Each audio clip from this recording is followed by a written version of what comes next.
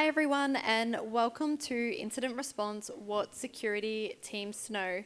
We have Matthew here to take us through this one today. He is a cyber privacy and insurance specialist with more than 25 years experience advising boards and CISOs on incident response, regulatory engagement and coverage. He has acted across major breaches, OAC notifications, and cyber insurance claims, and regularly briefs exec teams on governance and liability in cyber. Matthew has previously presented at OSCERT the Data Breach Notification Law Wrap-Up, 12 months of the NDB scheme and the GDPR.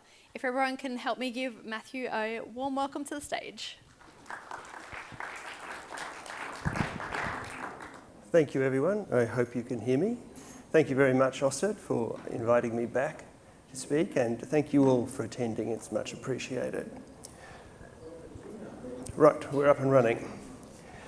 What I'm going to present on today is the incident response in the first 72 hours, really, and what you need to do and what you need to do with your security teams.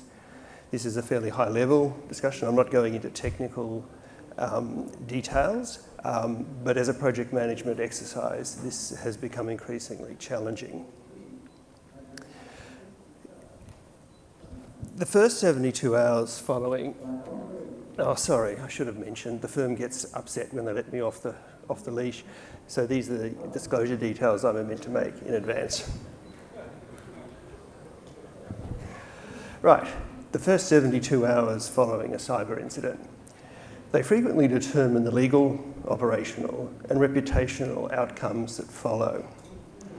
In any incident, the technical aspects of containment and remediation are obviously essential, but incident response also demands more than that, and increasingly that's the case. It needs careful management of a number of issues, which include legal obligations, preservation of evidence, engagement with regulators, communication with stakeholders, legal professional privilege considerations, any decision to pay a ransom, and executive decision-making and board reporting. In this session, we will consider the critical legal and strategic considerations that arise during the initial stages of a cyber incident, with particular focus, obviously, on the Australian regulatory environment. The aim of that is to establish that effective incident response depends not only on technical capability, but on discipline sequencing, a focus on governance, and legally defensible decision-making that's established usually right from the beginning. Cyber incidents are obviously more than purely technical disruptions.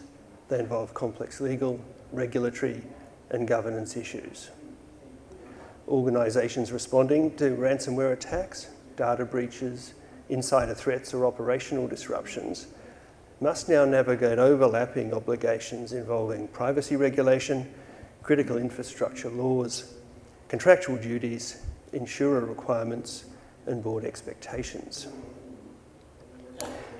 It's fair to say that the earliest decisions made in an incident often become the most heavily scrutinised and can set the course for the entire process. Actions taken within the first 72 hours may be later examined by regulators, courts, insurers, shareholders, and individuals whose data has been impacted. Yet the first 72 hours following detection of an incident is also characterised by so much uncertainty, incomplete information, stress, and intense operational pressure, in which organisations are often to make immediate decisions with substantial legal and strategic implications. This makes incident response an enterprise risk management exercise, and it requires coordination between security teams, legal counsel, executives, forensic investigators, insurers, and external stakeholders. The fact is that the legal and risk exposure begins immediately after detection of an incident. Regulatory notification periods may commence before the full scope of the compromise is understood. In fact, that's very often the case. Privacy laws, contractual obligations, and industry or sector-specific regulations can impose strict reporting requirements, particularly where personal information or critical services are affected. At the same time, digital evidence is fragile and easily lost. Volatile memory, temporary logs, network connections and cloud telemetry may disappear quickly if they're not preserved.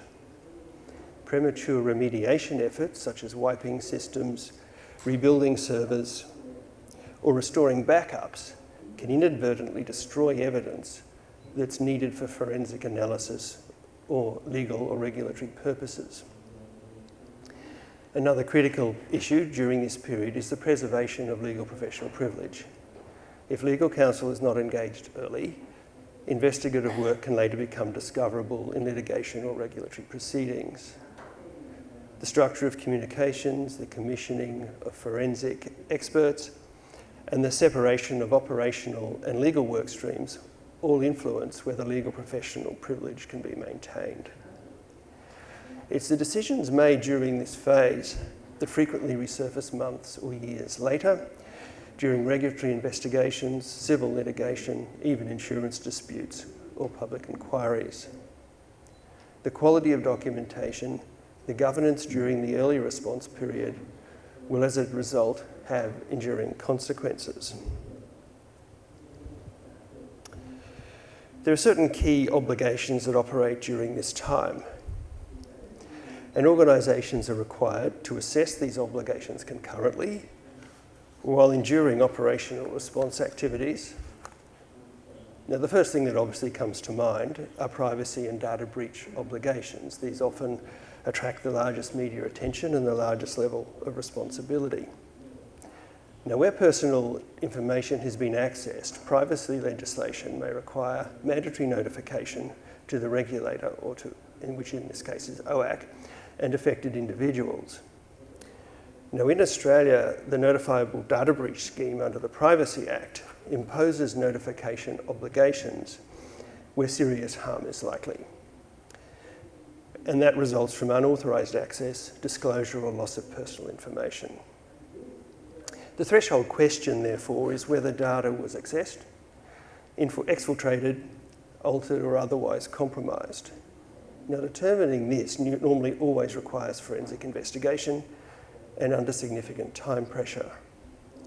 It's important to remember also that data breaches can involve multiple jurisdictions, and organisations can easily enough find themselves having to deal with different regulatory bodies with differing reporting timeframes and obligations. Many Australian companies, while based here, conduct a significant amount of their business in other jurisdictions.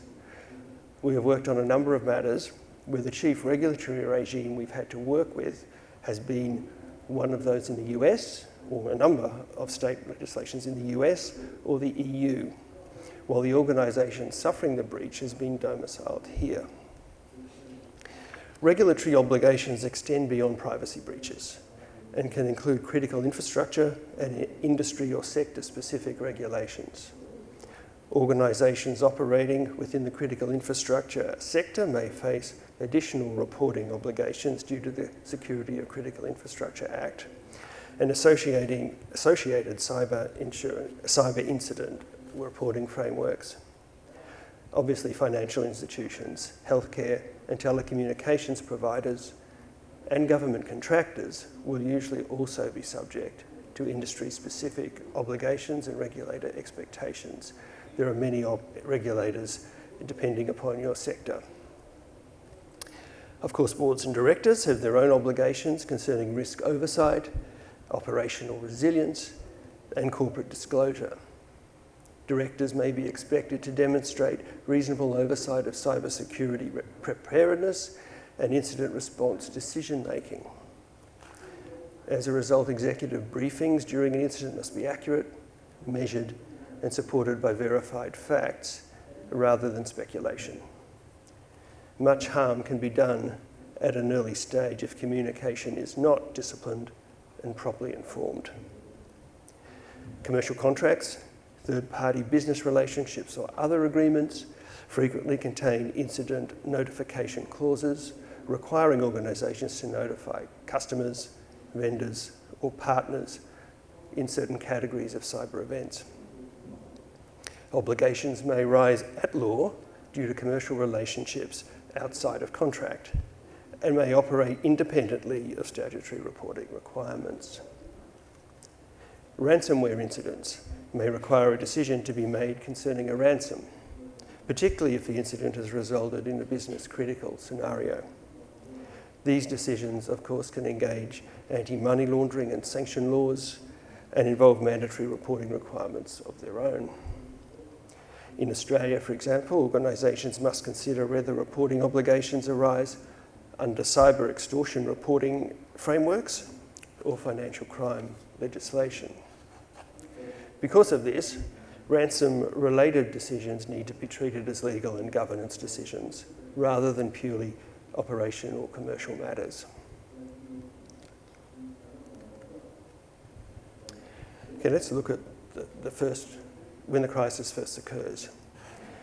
It's not surprising that the initial response phase needs to focus on stabilisation, containment and preservation of evidence, but without compromising future investigation or legal defensibility.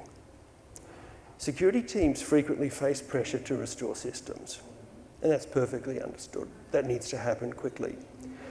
The challenge is that premature remediation steps may destroy forensic artefacts required to determine the cause, the scope, and the impact of the incident. Containment measures should therefore prioritise isolation and preservation over rapid rebuilding where that's possible. Cyber insurers should be engaged as early as possible, and the breach response services that often form part of their policies utilised. Early coordination with insurers can result in less uncertainty about the cover available during what is often a very expensive process of incident response. It is possible to obtain pre-approval of forensic services, and preliminary coverage positions can be agreed. This process often runs in tandem with a preliminary impact assessment, which is important both for insurers and obviously for the organisation itself. External legal counsel should be engaged as early as possible in an effort to establish privileged investigation where that is possible. Legal counsel can coordinate forensic investigations, advise on notification obligations, and structure communications to maximise legal protections. Maintaining legal professional privilege is not always, in fact, is very often unsuccessful. As illustrated by a number of recent cases, which have included, for example, the Optus breach. And this is something I'll go into in a bit more detail. Forensic providers commissioned through legal counsel are more likely to fall within the scope of legal professional privilege than providers directly retained by operational teams. A disciplined separation between operational response activities and legally privileged investigative work is essential. Operational communications focused on restoration and business continuity should remain distinct from privileged legal analysis and investigative reporting.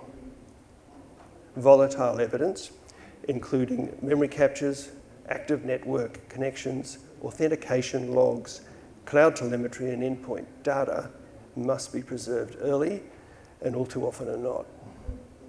This information is usually critical to determining attacker behaviour and whether data exfiltration occurred.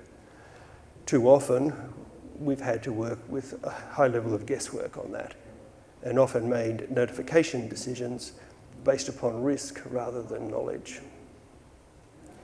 Executives and boards require timely updates, but communication should be restricted to verified information. Early speculation may create legal or reputational complications if initial assumptions are proved to be incorrect. It's often during the first 24 hours that this risk is at its highest. And once the cat's out of the bag and amongst the pigeons and the media are chasing, it's very hard to put the cat back in the bag.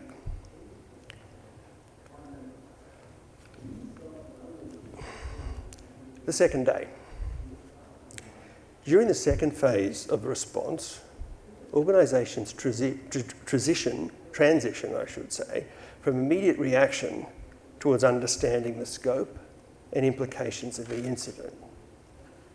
Now, the primary objective during this period is to determine whether sensitive data, systems or operational functions were accessed, altered or exfiltrated. This will directly impact notification obligations and provide an indication of regulatory exposure. Affected systems, business units, third parties and stakeholders should be mapped systematically. Organisations should begin preparing factual summaries suitable for regulators, stakeholders, including insurers, or law enforcement agencies if that's necessary. A privileged incident log should also be maintained throughout this phase. This log should document decisions, the rationale for them, timelines, stakeholder engagement, and investigative findings. This documentation often becomes critical during post-incident reviews, litigation, or regulatory inquiries. On the third day into the response, organisations are typically preparing for external engagement and informal notification processes. Where notification thresholds have been met, they will need to be submitted within applicable timeframes. Even when investigations remain incomplete, regulators generally expect prompt engagement supported by accurate, good faith disclosures. Communications for affected individuals, customers, employees, or partners should also be drafted and reviewed during this phase. Messaging must remain consistent upon legal, executive, operational and public communications channels. At this stage, boards should receive more detailed briefings with verified facts, an assessment of legal exposure and operational impact, anticipated reporting and communication timelines, and key decisions that will in the future require board oversight. Importantly, all major decisions, including containment actions, notification strategies, and ransom-related considerations, should be carefully documented. Evidence preservation is critical to effective incident response. All too often, data is lost, resulting in difficulty in determining the anatomy and extent of a breach and whether data has been exfiltrated. The challenge is that preservation usually has to occur concurrently with forensic recovery activities, rather than after containment is complete. The integrity of forensic recovery efforts depends upon disciplined collection methods, documented chain of custody processes, and proper handling of digital artefacts. Organisations that fail to preserve evidence may face difficulties in regulatory investigations, insurance claims, or subsequent legal proceedings, let alone in the early critical decisions they have to make. Now, some common evidentiary failures include re-imaging systems before forensic acquisition, failure to preserve logs, inadequate retention of authentication records, informal evidence handling practices or sloppy practices, and poor documentation of investigative actions. Security teams should therefore maintain established forensic procedures and ensure that incident response plans and specifically encompass the need for preservation of evidence. It's literally one of the largest problems we see in incident response at the moment. Legal professional privilege is an important legal protection. It's available during incident response, although all too often its effectiveness is lost. In fact, more often than not, it seems to be lost. And this is because it's vulnerable to certain issues. It's vulnerable to timing, to purpose, and methods of communication. Privilege generally attaches where communication or investigative works are undertaken for the dominant purpose, of obtaining legal advice or preparing for litigation. In cyber incidents, this can include forensic investigations commissioned through legal counsel, but not always. It won't cut it to argue that the privileged purpose is one of two or more purposes of equal weighting. The privilege purpose must be predominant or paramount. Practically, this means that a report created to fix systems, improve cybersecurity, inform management, and that mixes legal advice with technical remediation and business reporting will have contestable privilege. Privilege cannot retroactively be applied after investigative work has been commenced. Consequently, early legal engagement and planning is essential. There are frequent mistakes that compromise privilege during incident response, and it's usually undermined by these factors. Where forensic providers are engaged directly by operational teams, while operational urgency may justify rapid action, and often does, the absence of legal structuring can reduce privilege protections over resulting reports and communications during the recovery process. Where legal and operational communications are mixed together, an example being shared email threads, messaging platforms, or collaboration tools that can blur the distinction between privileged and non-privileged material. Where reports are distributed broadly within the organisation and beyond where they're purely necessary. Where internal communications contain unnecessary speculation or commentary, informal speculation creates unnecessary risk. Statements assigning blame, estimating impact without evidence, or making unsupported assumptions may later be discoverable in litigation or regulatory proceedings. Organisations should therefore adopt disciplined communication protocols during incidents and ensure privileged workstreams remain controlled and clearly identified, and so that the organisation can acquit the onus of establishing, through evidence, that the dominant use test on which privilege depends is established. Another hot button issue at the moment is ransom payments. Ransomware attacks are common, and while paying ransom is discouraged for obvious ethical and other well-documented reasons, they are sometimes paid in circumstances where failing to do so may lead to greater harm. The recent Canvas breach, which we've all heard about, is a good example of that. Ransoms may be paid to protect individuals whose data has been accessed or due to business-critical data assets being compromised, or to otherwise gain access to them when they become irrecoverable. Ransomware incidents, however, present complex legal, ethical and operational challenges. Decisions regarding ransom payments must account for sanctions law compliance, anti-money laundering obligations, terrorism financing restrictions, and sector-specific reporting requirements, which include mandatory ransom payments reporting in this country.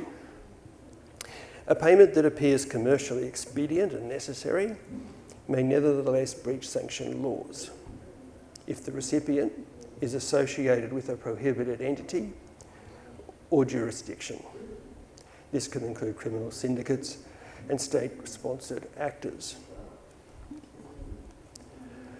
Consequently, legal assessment must occur before negotiations commence. Sanction laws tend to be based on strict liability principles, and that means that your intent is not relevant. The legal consequences of breaching these laws include civil liabilities and criminal penalties, as well as other enforcement procedures. And of course, there's the attendant reputation damage that can flow with it. Negotiation strategies themselves can also create legal exposure.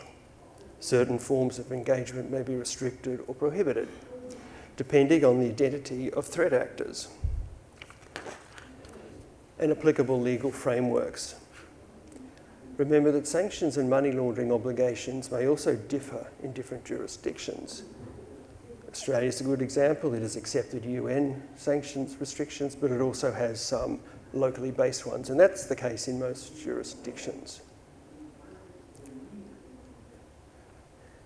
The reality is that dealing with a sanction payment is a complex process, and it would be one that I would suggest few organisations could embark upon on their own. Fortunately, there exists a wide range of very experienced experts who can assist with ransom negotiations and who are well honed on the reputation of some threat actors, on the jurisdictions in which they locate, and a whole range of issues that can assist with ransom and money laundering problems. But generally speaking, the things you should consider, this should lead with a legal review, which looks at the legal responsibilities in the jurisdictions in which you're dealing, potential intelligence checks on threat actors,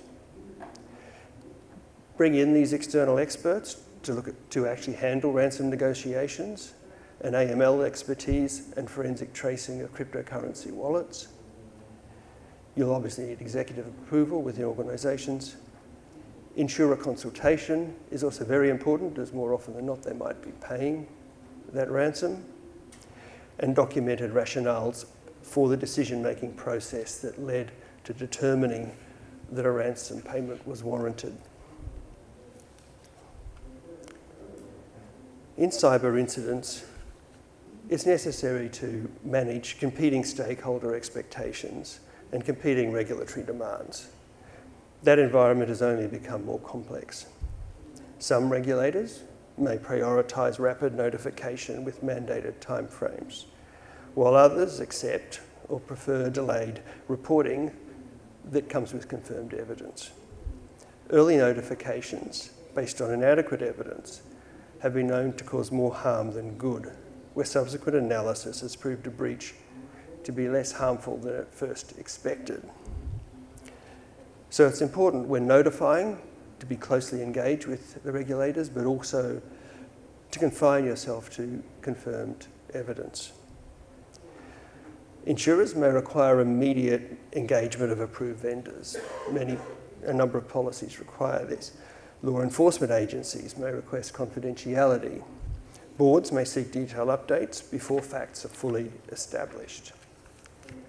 The key challenge at this time is to maintain consistency across all communications and decision-making processes. Contradictory statements to regulators, customers, insurers, or executives can create very significant credibility and legal risk. Organisations should therefore establish centralised and coordinated communication as early in the response process as possible.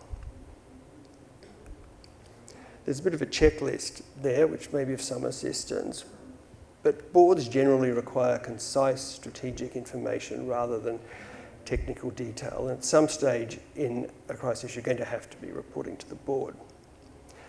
These communications, generally speaking, and this is very general, but should focus on obviously what is known, not what is speculated. What we need to know, the current operational impact of the breach, the legal and regulatory implications, the immediate next steps that need to be taken, estimated timelines associated with these matters, media and internal communication strategies, and in many cases external providers will be brought in to assist with that process. And the decisions that are going to require ongoing board oversight. Excessive technical reporting can obscure critical governance issues, while speculative or alarmist reporting, as I've said, can create confusion and legal exposure. Incident briefings should therefore prioritise clarity, accuracy and governance relevance.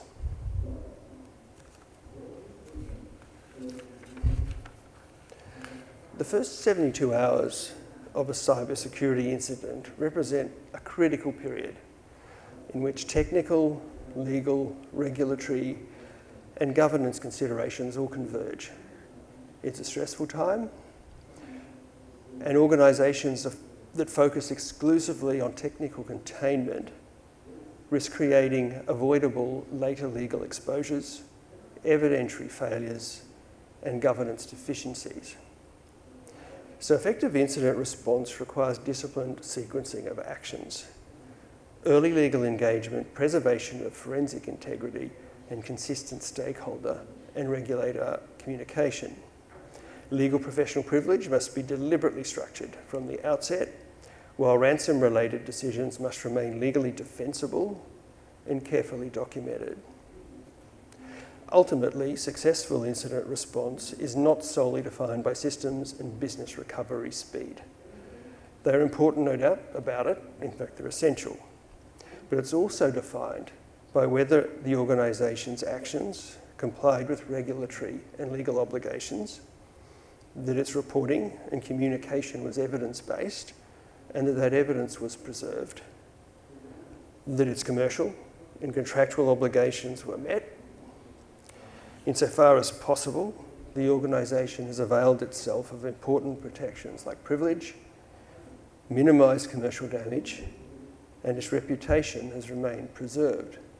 We've seen many examples of cyber breaches that were significant, where reputations have emerged from them better than beforehand, where the response was measured and well handled. And the converse obviously also applies. All of this can only be achieved if its incident response is strategically coordinated and that it's integrated into incident response and organisational plans. That's very important, that all these items find their way into those plans. But even more importantly than that, and my final point, is how important it is to train people who have to utilise those plans and to practice those plans, so that when an event occurs, all of this stuff seems more seamless than it might otherwise seem. Thank you very much.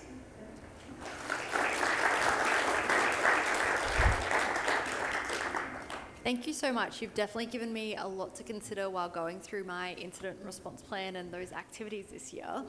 I'm so sorry if you've submitted any questions through the app, they're not currently coming through for me. So if you can please pop your hand up and I will run the mic around. All right, I'm going to start here and work my way through the back.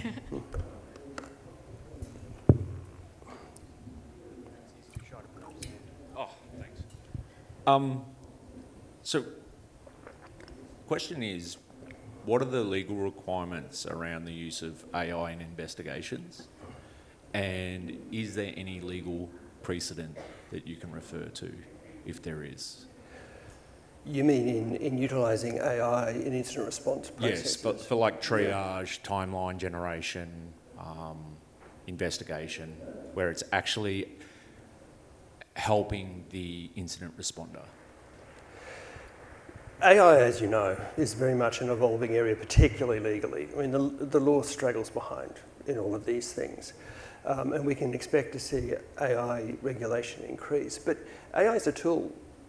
And if you have an AI-related tool that assists in the process of incident response, generally speaking, that should not be a significant problem. But what you would need to ensure is that you understood what the AI was doing, that the AI recorded what it was doing, so that you have the capacity to go back to it later and explain fully how that tool was operating, that it didn't remain an area of some mystery.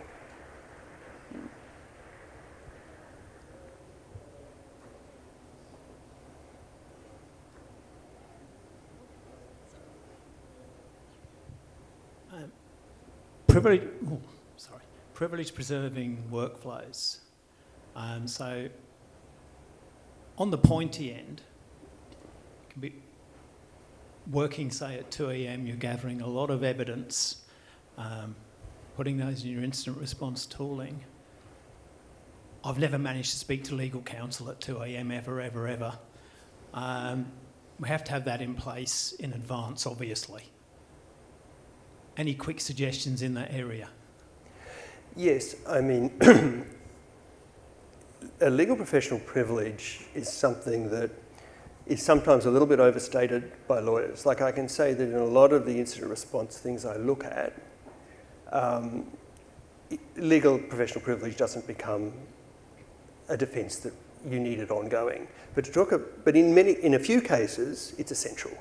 So how do you preserve that? Well, no lawyer wants to be rung at 2 a.m, but there are sort of lines you can call if you need to do that in some cases. But where I say you need to bring it on board is when you're structuring like tech teams will get out there straight away and start looking at the breach, but they're not necessarily reporting upon that breach. They're not creating documentation and communications chains. Before that process occurs, you need to engage the lawyers. And there's a lot of stuff you won't be able to protect. It's not the case that you put a big stamp, a lawyer's told me to do this, so that's it. It's the purpose that matters. And the early work you're talking about, it's going to be very hard to argue in any scenario that that is for the purposes of legal advice or litigation. It's not. It's to find out what's gone wrong. It's an operational challenge. But when you start to move beyond that is when you really need to start to engage the lawyers. Awesome. Hi, Matthew. Thank you for the talk today. Very, very informative. There's a significant amount of steps that you've mentioned. I need to do my evidence handling. I need to make sure I've got the right communication channels in place. In your experience, and I'm thinking more from what's one thing we should tell an SMB to avoid besides getting breached, Yeah. what miss has caused the most significant impact? Is it not telling OAIC? Is it my evidence handling? What's the one thing that's been the biggest? Or not telling the OAIC would be a whopper.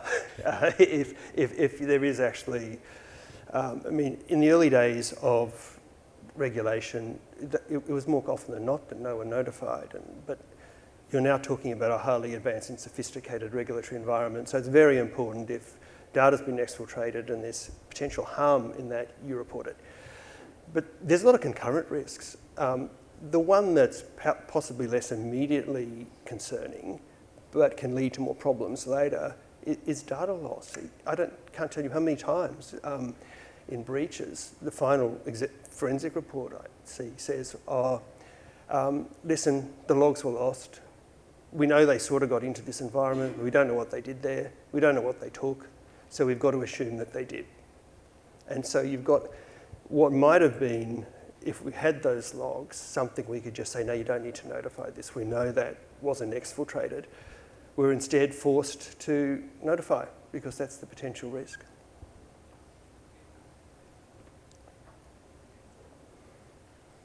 Thank you so much for your talk. It's been really awesome. With the complexity now of not just where you've got the data owner, data processor, and maybe a third, an organisation that's using an intermediary, and you've got lots and lots of intermediaries and lots of third parties where you have incidents, and I've seen a few of these recently where you have many processes and everyone's pointing fingers at each other saying that they're responsible. How do you manage that where that simplicity used to be, and like the European standard of, data processor, data owner, where in Australia it doesn't really quite even have that information, and now it's even more blurred with multiple processes and sometimes even multiple data owners? I mean, that's a great question, and there's not a great answer to it because it is very complex. In many ways, it's a risk best managed before a data breach, where you have a good understanding of what your third-party vulnerabilities are, you have contractual systems in place to help you deal with that. Where that hasn't happened, and most times it doesn't, you're really in a very difficult position of trying to coordinate with a whole range of organisations. But having said that, I don't see that a hell of a lot. Generally, we get to some sort of, but you do, obviously. I haven't seen it a lot, but I could see it as a risk going forward because the interdependency in business is just becoming increasingly complex. I think in some sectors where that's a feature of the work they do, there's some work that's sort of been put into that. But it's an area of great deficiency, and you raise a very good point. I don't have an easy answer to it. I have a question around mandatory reporting. So my understanding is that one of the key factors for reporting is if the data released can cause serious harm. Now, that can be quite subjective based off who you talk to. So the question I have is, how would you go about effectively making a decision that this information released could cause serious harm, and what would be, say, the legal ramifications if your decision on this conflicts with, say, the Office of Information Commissioner? Well, first of all, the Office of the Information Commissioner has some information that assists on its website about this. There are also a number of organisations that will, because one of the problems usually happens is you've got a big cache of data and you don't know what it is up front and whether it's likely to cause harm. And there are a number of organisations that will crunch all that data for you and break it down into, whether it's just email addresses and names, or whether it is healthcare information or tax file information, etc., which are some of the more dicey issues. As if I was in an organisation that had this, I would get external assistance on that. It's a dangerous internal decision to make. Also, in most cyber incidents that I see, the decision to notify is made out of an abundance of caution. So even if you don't think the data is likely to lead to serious harm, but you have some twinges about that, notify it. The OIC, they see this stuff all the time, and they'll, if they feel that it's an issue of greater concern than you might, they'll let you know. But I would always err on the side of caution. Awesome. We're just going to do one more question. I'm sorry, we're a little bit over time as it is, but I'm sure Matthew will be happy to answer them afterwards while he's probably trying to eat lunch. Yeah, and also if you want to contact me, just use that. I assume it works. And I can also send you a copy of this paper if that would assist. Hi Matthew, thanks for the session. You talked a lot about the being prepared, whether it's the Broncos, whether it's Barden under 10 soccer team, they understand the rules, but the key for them is Wednesdays, Thursdays, Fridays, practicing for the match. One of the things you didn't really talk about was everyone's got IR playbooks somewhere. Hopefully no one just has them digitally and you've got physical copies of them. Talk to us about how people are rehearsing. How often are the good guys rehearsing? How often are the bad guys rehearsing? How often are they, you talked about duress and fatigue, how often are they getting the muscle memory so that they don't have duress, fatigue and questions under pressure? Well, that's an absolutely critical question. I mean, this is probably the cure for a lot of problems, is actually rehearsing these things regularly. And a lot of organisations do this. They might do it 6 monthly or 12 monthly, where they'll bring in an external provider and they'll do a whole day, a whole interactive data response exercise. And that does build the muscle memory. That does mean that when something happens, panic doesn't overwhelm people's reactions. They just slip into the groove and start doing their thing. But it has to happen often. It can't be something you just do and don't repeat. And also, this is a fast-moving environment, so things change all the time. And so it's necessary to update plans and then retrain on plans and re-practice plans as that occurs. So it's a fundamental question. If more of that was done, there'd be less work for me, which might have problems of itself for me, but that's... Yeah. Fantastic. Thank you so much. Such a great session and such great questions. Again, if your question didn't get answered, please feel free to have a chat with Matthew afterwards. Thank you.